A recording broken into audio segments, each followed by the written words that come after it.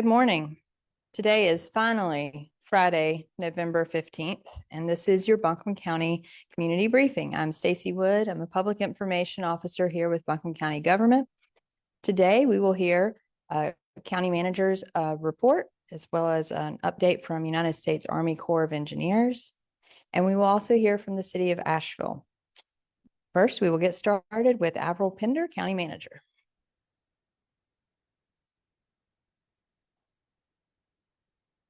Good morning. Qualified Buncombe County homeowners can receive financial assistance for housing-related costs, such as property tax bills and homeowners insurance. The Buncombe County Homeowner Grant Program applications period closes today, but there's still time to apply. Applications can be obtained at buncombecounty.org/homeownergrant or by calling 828-250-5500. Phone support is available in any language. Again, that is buncombecounty.org/homeownergrant. A reminder that the Homeowner Grant Program is not a hurricane disaster relief program. It's a locally funded by the Buncombe County Board of Commissioners and the Asheville City Council. This program is in its 4th year and is open to any eligible homeowner. We reopen applications for this program to give people more time to submit applications, as the original deadline was on September 30th, shortly after the hurricane. A different grant that is open and will remain open for a while is a home hazard mitigation grant. Buncombe County residents can receive funding to make their homes more resilient through home projects that reduce the long-term risk and impacts of natural hazards, such as floods, wildfires, and storms. Through the Hazard Mitigation Grant Program, there are 3 home or property projects, including elevation, home mitigation reconstruction, and acquisition. The elevation project raises the home as is and builds a new foundation that raises the first floor above the 100-year flood elevation. The mitigation reconstruction home demolishes the old home, builds a new, higher foundation, and a new home on that new foundation. The acquisition project buys the property from the homeowner at the value of the property the day prior to disaster. The home is demolished and the property remains as open green space into perpetuity. In all of these 3 programs, FEMA and the state, they're paid the costs, and there's no cost to the homeowner. Applications are open now and can be submitted online. In-person help with applications will be at the Asheville Mall today, November 15th, until 6 p.m. Staff will be on site to answer questions and assist with applications. No appointment is needed. To apply online, complete the 5-minute grant information request. We will add the link in the chat, or you can scan the QR code on the screen with your phone. Online applications are open for a year. So December 2025 will be the last time that the hazard mitigation grant will be open. FEMA funding is also available to support repairs on private roads and bridges, even if the homeowner's home was not damaged. These repairs are available through the agency's individual assistance and public assistance programs. To apply for this and other FEMA assistance, you can go to disasterassistance.gov or call 800-621-3362 or visit the Disaster Recovery Center, open every day at the Asheville Mall from 8 a.m. to 7 p.m. A mobile disaster recovery center, which can help with status updates and new registrations, is at the Buncombe County Sports Park through Monday, open from 8 a.m. to 7 p.m. For other questions, including appeals, you can visit the Disaster Recovery Center at the Asheville Mall. Again, that is open daily. An update on the Asheville Buncombe Rebuilding Together Grant Fund. For-profit businesses in Buncombe County and the City of Asheville, they're eligible to receive grants of up to $25,000 of support to support the recovery expenses not covered by insurance or other funding sources. Applications are open today through November 27th and can be found at mountainbizworks.org/AB grants. Applications are also available in Spanish. There's no annual revenue threshold for this grant. Eligible businesses must have fewer than 200 employees, and priority will be given to the most impacted areas and companies. Once again, to apply, visit mountainbizworks.org/AB grants. And a heads up to the small business owners. Applications for the Small Business Hurricane Recovery Program from the U.S. Chamber of Commerce are open until Sunday. $5,000 grants are going to be able to be distributed to 1,000 eligible small business owners across the Southeast. To apply, visit USChamberFoundation.org. Again, that is US Chamber Foundation, and click on the solutions at the top. That link is also added in the chat. That is for Small Business Hurricane Relief Fund. They're going to distribute 1,000 grants of $5,000.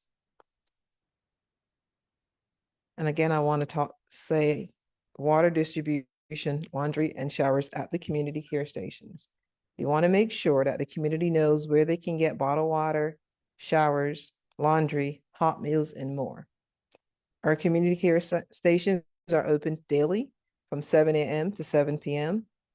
Community care locations are At Home Store Parking Lot on Brevard Road, Big Lots, Ingalls Mall, Buncombe County Sports Park, Bethel United Methodist Church, Fairview Ingalls, Swannanoa Ingalls, Owen Pool, Morgan Hill Baptist Church. Water and meals ready to eat are available at distribution sites daily. There are Skylands Bowling Alley, Black Mountain Ingalls, Swannanoa Ingalls, Linwood Crump Shiloh Community Center, Pack Square Park, Buncombe County Sports Park, Fairview Ingalls at 225 Charlotte Highway. And finally, we're pleased to announce that the private property debris removal program will launch on Tuesday, November 19th. There will be an online application option, in-person application opportunities, and a special call center options for all debris-related questions. More information on this program is coming early next week, and we are excited to begin the launch in this program for private properties. Now we'll turn it over to Corey Koger with the United States Army Corps of Engineers for a debris update and answers to frequently asked questions.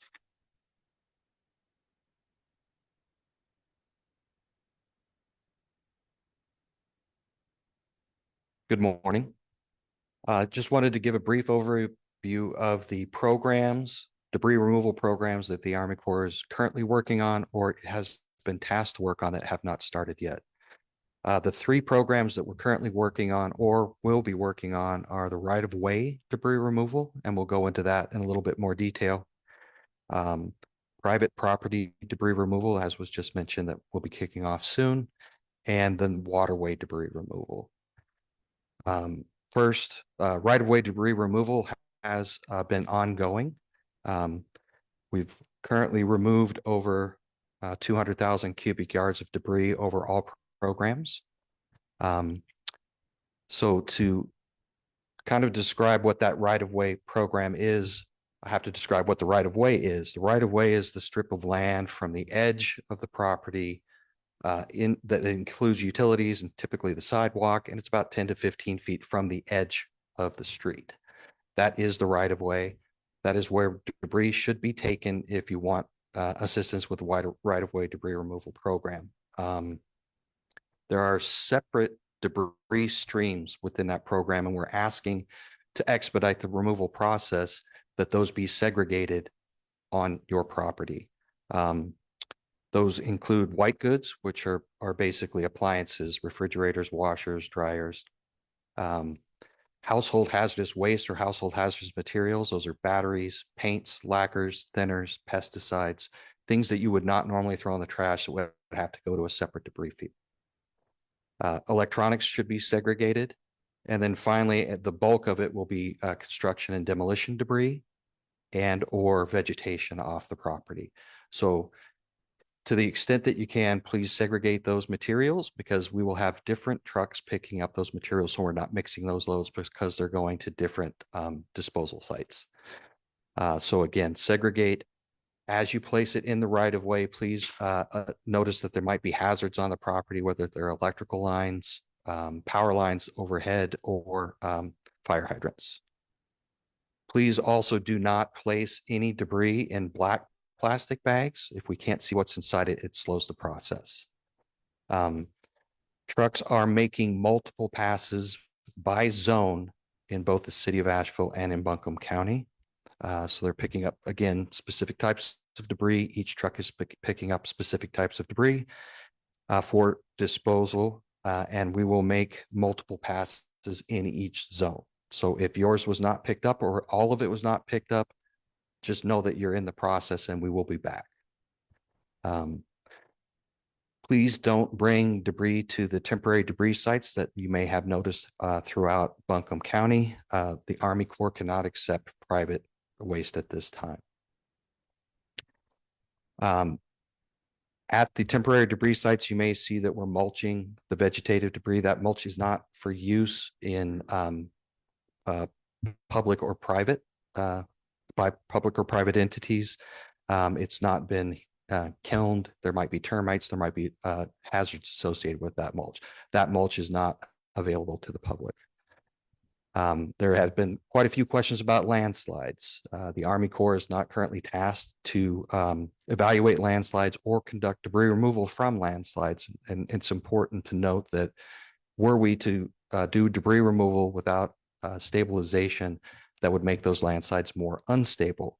So currently, if you have a landslide or know of a landslide, reach out to your emergency management for your locality, and they will get it in the queue, and FEMA will be tasked with determining how to go forward with the landslides.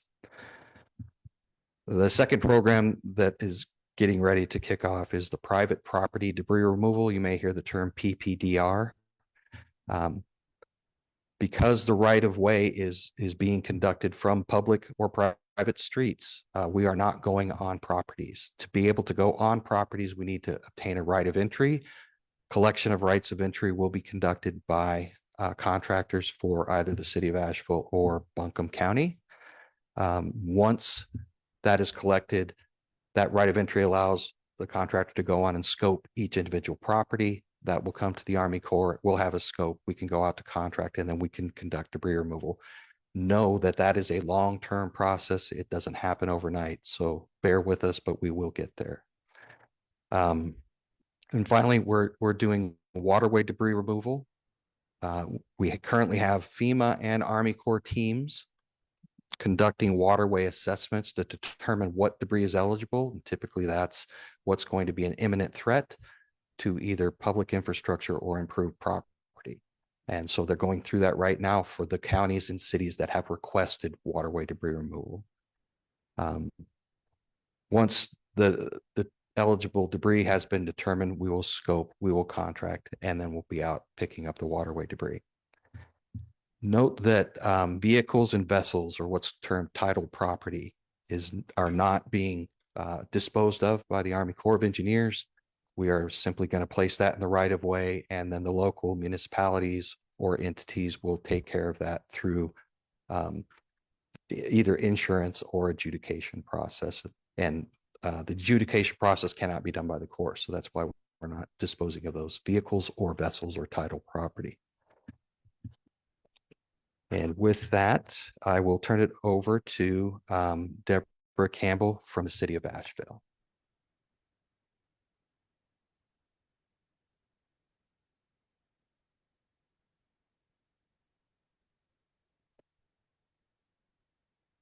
Thank you. Good morning. My name is Deborah Campbell, and I serve as the city manager for the City of Asheville. As usual, I want to start my comments by thanking everyone in the community for your continued support and your ongoing efforts to help our community recover from Tropical Storm Helene. We are on day 51 of our emergency response and recovery efforts. As I shared on Wednesday, city staff are organizing an operational framework to respond to the short, medium, and long-term recovery needs of our community. This operational framework is intentionally developed to be reassessed in a regular cadence so that it can remain nimble and responsive to the unmet needs of the community and council's priorities as they change throughout the recovery process. Currently, the structure includes 7 focus areas: housing, storm debris, economic recovery, water recovery, infrastructure, arts and cultural resources, and functional support, which includes cost recovery, community capacity building, administrative support, data, and communication. And as usual, I will share some brief updates on our water distribution and mill sites, storm debris removal, update on the rental assistance program, and on the holiday parade. But first, Water Resources Public Information Officer Clay Chandler will provide an update on the progress being made to address water turbidity in the North Fork Reservoir. I'll now turn it over to Clay for the water update.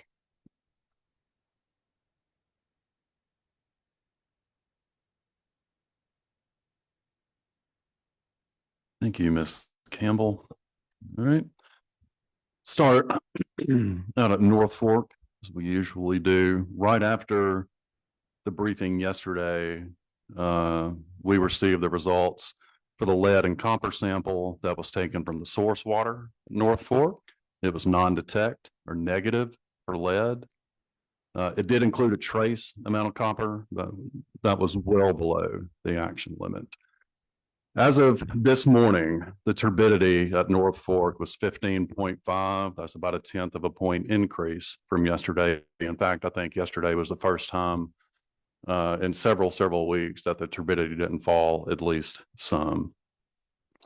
Third round of reservoir treatment continues today. I don't know exactly how long that's going to last. It's all going to depend on how much aluminum sulfate and caustic soda is left. They're going to treat until we are out of it.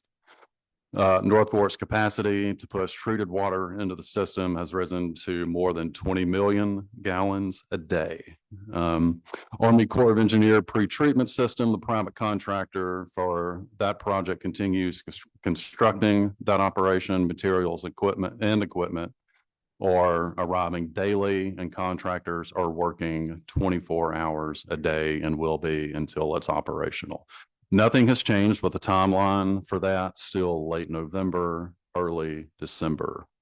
Our DeBrule treatment plant in Bee Tree, we continue to coordinate with Army Corps of Engineers, FEMA, and the United States Geological Survey for debris removal from that reservoir. That's obviously a slow and sort of tedious process that does not happen quickly. That plant does remain offline, though I will reiterate that we can pressurize the entire system with North Fork and Mills River.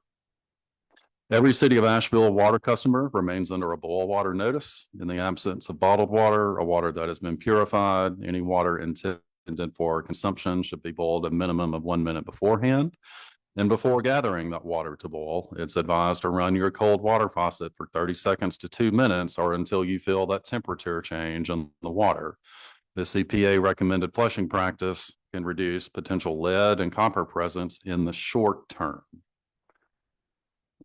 Staying on the boil water notice, I know I mentioned before that there is a sampling process that will have to happen before we can lift that.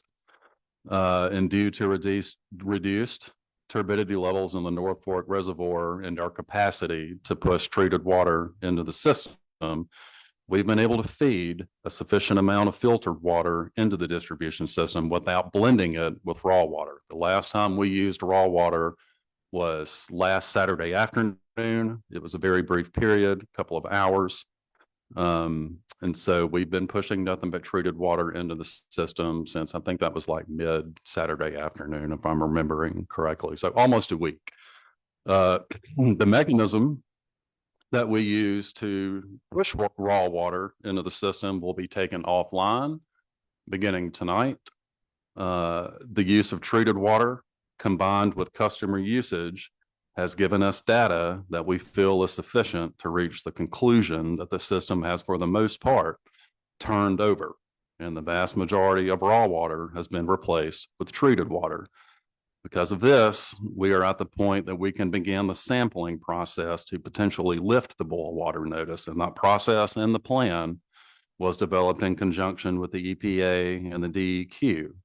That sampling process will start tomorrow. I believe the total number of samples that our lab staff are going to have to gather and analyze is 120. And so based on our daily rate of about 40-ish samples per day, that sampling process should wrap up late on Monday. Those bacterial samples have an incubation period between 18 and 24 hours. And so by Tuesday afternoon, evening, next week, we should have a pretty good idea of the health of our distribution system and whether or not we will be able to lift the boil water notice. So that process will happen this weekend. And we'll have, like I said, pretty good idea Tuesday night after those samples incubate for 24 hours and we can analyze the results about whether we can lift the boil water notice.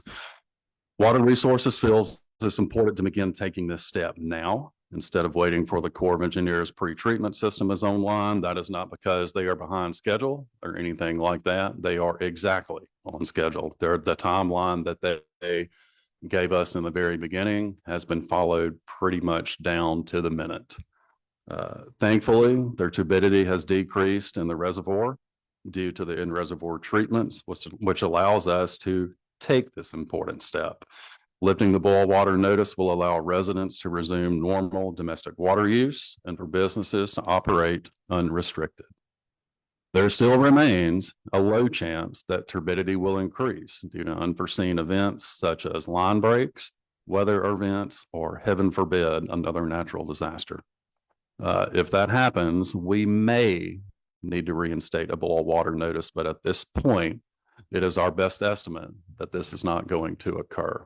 So that's my update for today. I know you will have questions after. I do have Brenna Cook, our compliance manager, with me again today.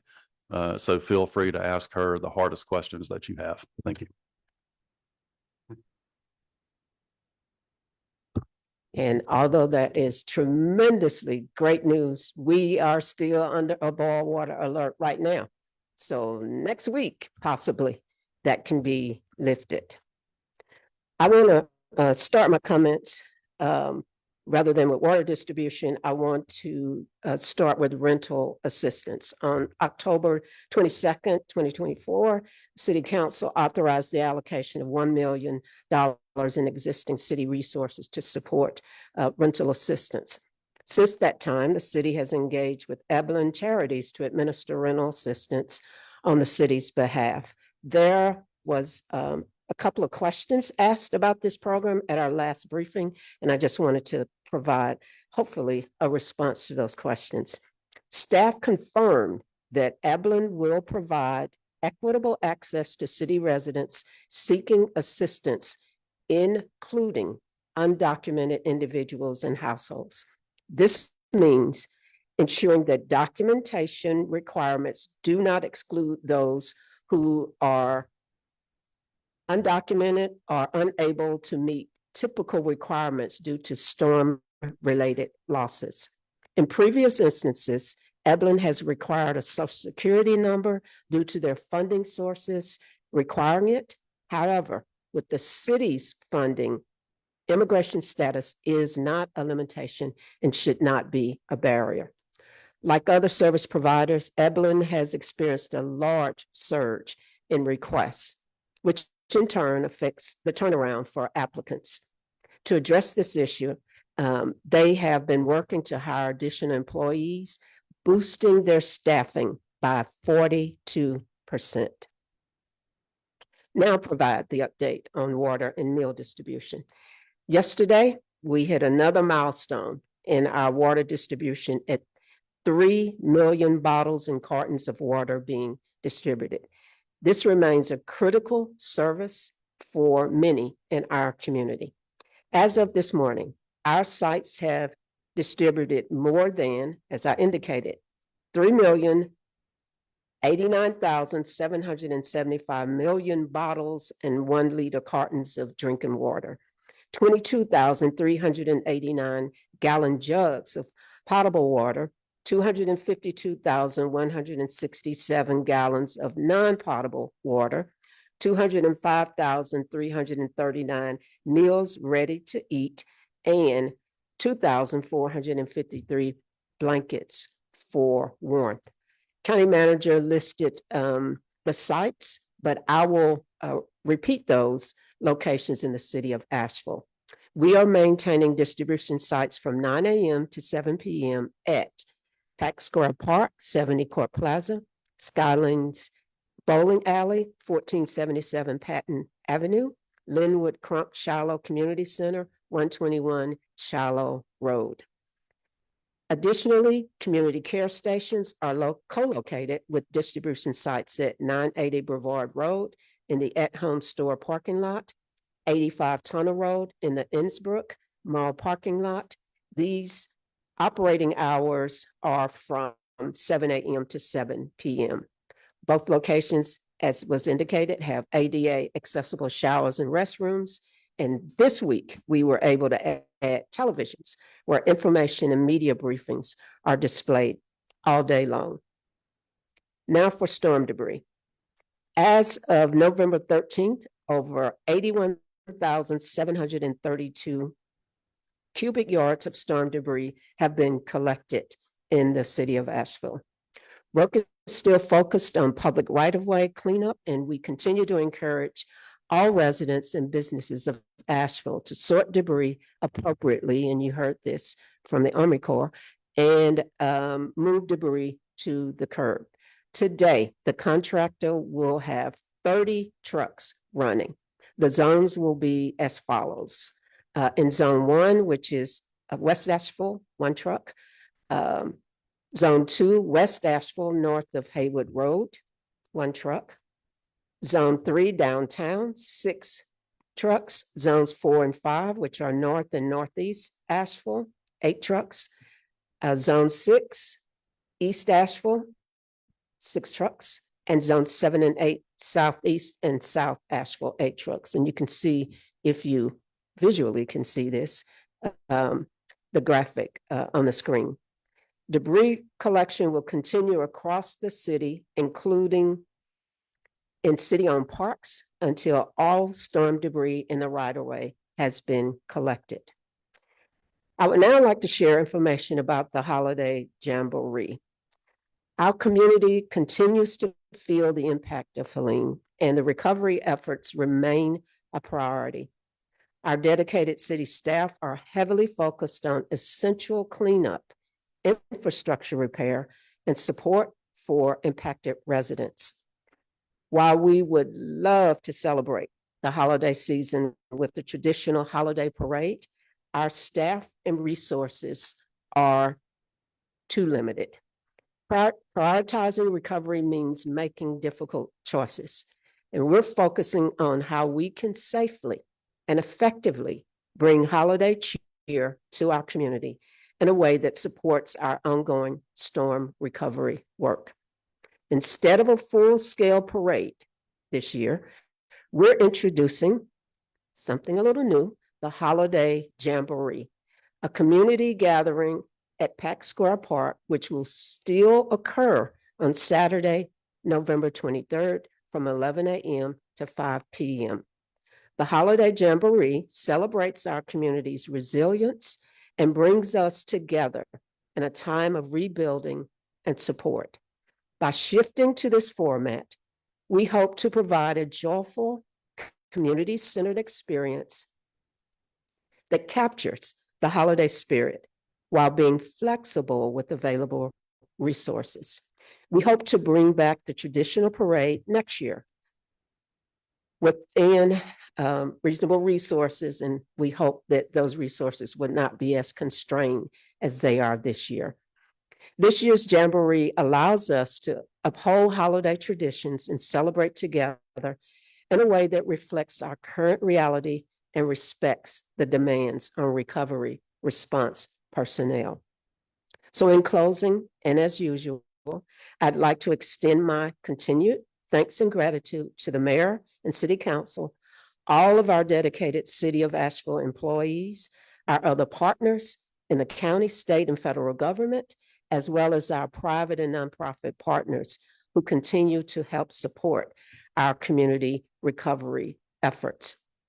And although we have a long way to go, we are making steady progress. Together as a community, we will build back better. Stacy?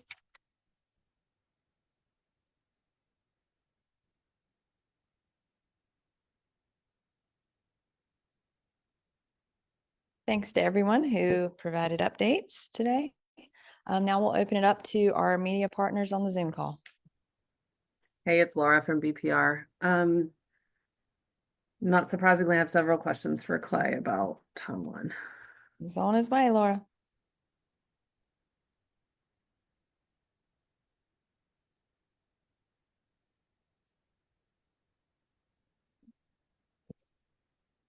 Morning, Laura. Hi, Clay. Okay, I'm just trying to figure out, we are at 20 million gallons a day. And I thought we understood before that we needed to be somewhere around 27 total to get. So to as of this morning, we had our tactics meeting. Water Resources had our tactics meeting at 8:30 this morning. North Fork's capacity has been pushed up to 25 million gallons of water a day. And based on the flushing plan, that will be enough to flush the system and also meet system demand.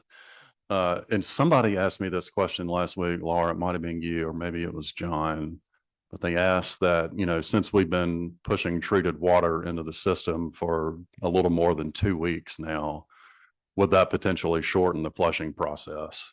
And I think I was fairly non-committal when I was asked last week, but it's become pretty clear in the time since then that yes, it will substantially shorten the flushing process.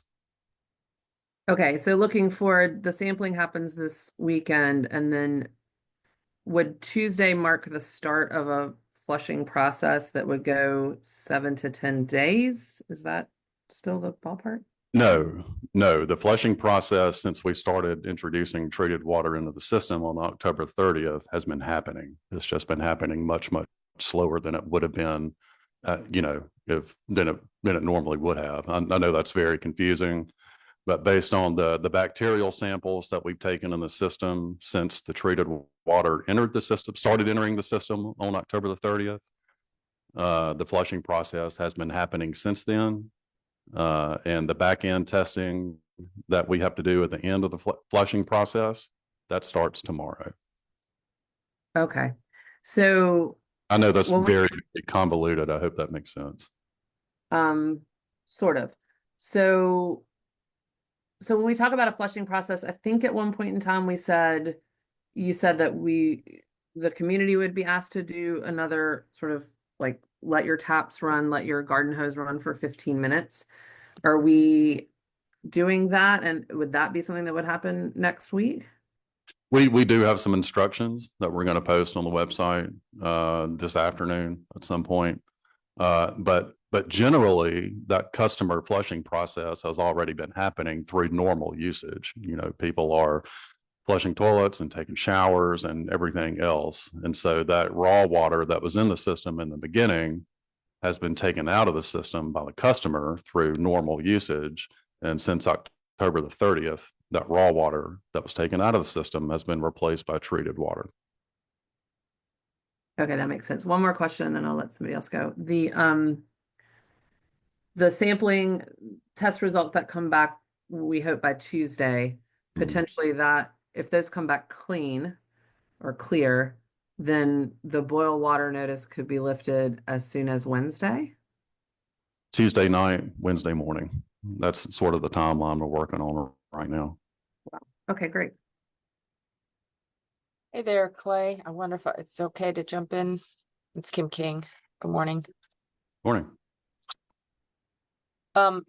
If you could just in simplest terms explain to the public, what does it mean if the boil water advisory is lifted? What is the status of the water? And obviously, we're moving slowly to be safe. So I Sure. get that Tuesday might not happen. So when the boil water notice is lifted, that means that normal use can resume. That will mean that water is out of the tap acceptable for consumption. With the flushing process, you know, especially if you have an older home that was built before 1988, that flushing process still applies to you and has applied to you even before all of this. Businesses will be able to operate unrestricted. I know a lot of restaurants and other folks have bought other sources of drinking water since this started. And so in the simplest terms, it will mean that use of the water system can pretty much return to normal. Okay, that's obviously huge news. That would be a month earlier than what we were discussing. You were saying on Monday. We get I think everybody kind of that's been following it closely gets the idea that the flushing has been happening. Could you give your best guess or based on where you're seeing the numbers right now with this testing, any indication or a reference point to go into this testing of the water in the next couple of days where you feel fairly confident that Tuesday could be a major day, major evening for the city of Asheville and the water supply? So starting tomorrow, we will test a total of 120 points throughout our distribution system for total coliform, E. coli, and chlorine residual. And we've been doing that. We've tested about 40 sites per day in the distribution system during this entire process, and not the same 40 sites either.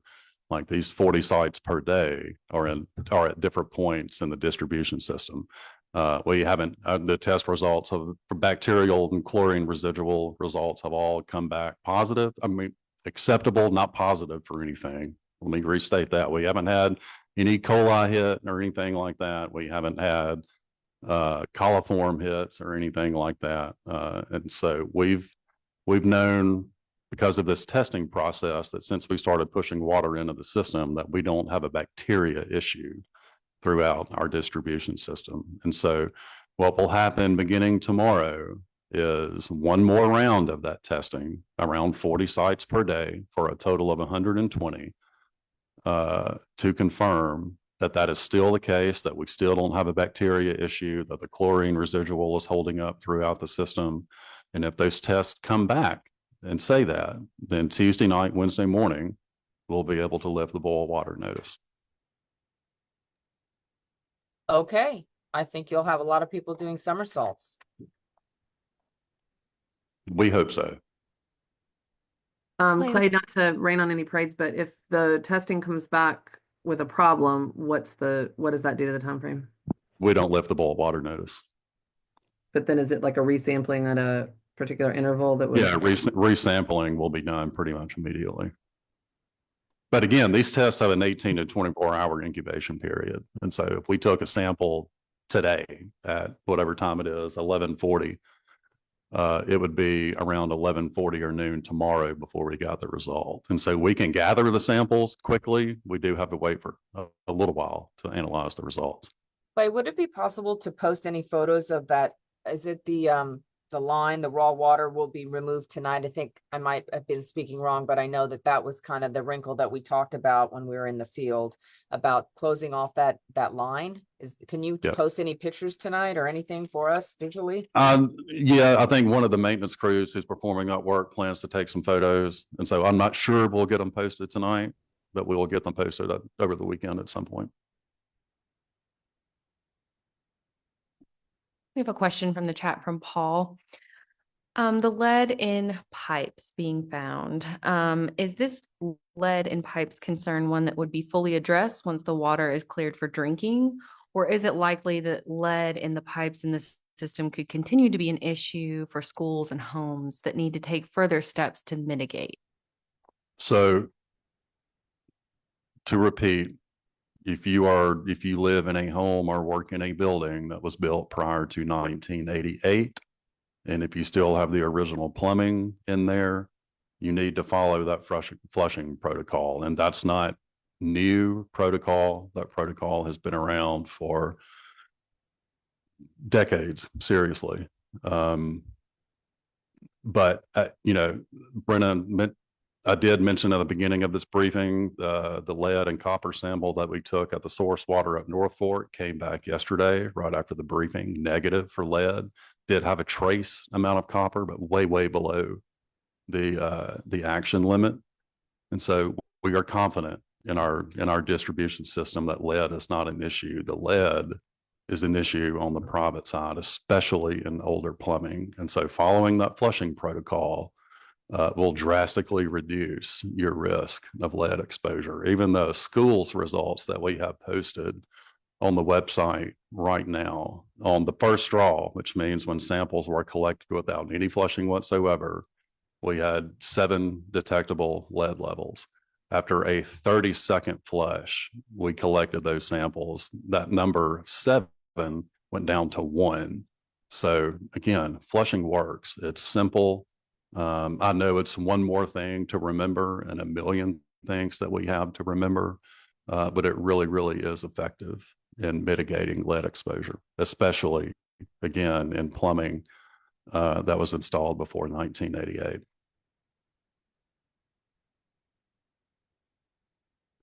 And we are retesting those schools. I mentioned that yesterday. We will retest those schools at 1 month, 3 months, and 6 months after October the 30th. We had a question on social media about how the Army Corps of Engineer mobile treatment plant will continue to contribute to our water. How do you see that playing out? So they're going to finish building that out. In fact, I think there are 3 of the pre-treatment units on site now. More will arrive every day. I think the total number they plan to use is right around 12, 13. So that will be in place in the event, that we have some kind of episode that drastically increases the turbidity in the reservoir at North Fork. It will serve as a redundancy.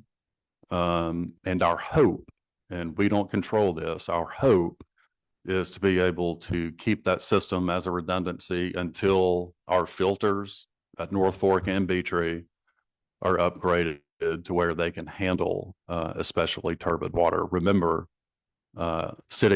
at Water Resources, our filter system is direct filtration, does not have sedimentation capability. We're one of 2 in the state. We normally don't need it because the water at North Fork and at the Brule treatment plant in Beatree is usually pristine. It obviously hasn't been. It is a lot clearer than it was even 10 days ago. And our operators at North Fork feel very, very comfortable that based on how the facility has performed since we reintroduced treated water on October 30th, that it is perfectly capable of handling 25 million gallons a day.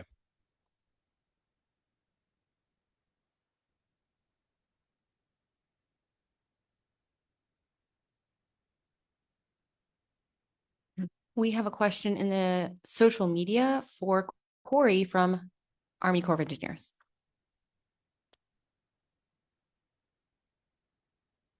Corey, before this guidance on debris removal was issued, a lot of folks cleaned out their basements and did put items in black bags. Can you explain why debris items in the right of way and black bags cannot be accepted? So the way we do debris removal, we have to segregate the debris, and if it's in a black bag and we can't determine what type of debris that is, we either have to open the bag or we have to treat it as hazardous. Both are not really viable paths forward.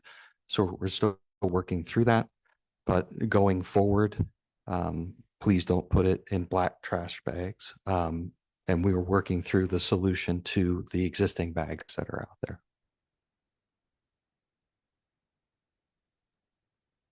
Hi, it's Laura from BPR. I had a quick question about the right of entry on that private property PPDR.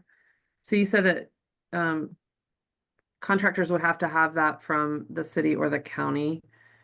How would somebody go about requesting that? So currently the right of entry has been approved by all entities, so it's actually ready to be used next week. They're going to be intake centers. I won't speak to those. I can have the city speak to that, but in general, the county has a contractor in place that will be collecting those rights of entry and vetting them through the process. But I think the city can address the intake centers. There's going to be, city and county will have intake centers and gotcha. Okay. So there will be intake centers to either fill out a right of entry or I think there's going to be an online right of entry application as well. But the city and county can speak more directly to their process going forward. But ultimately that goes to the Corps contractors to execute that right of entry and complete debris removal.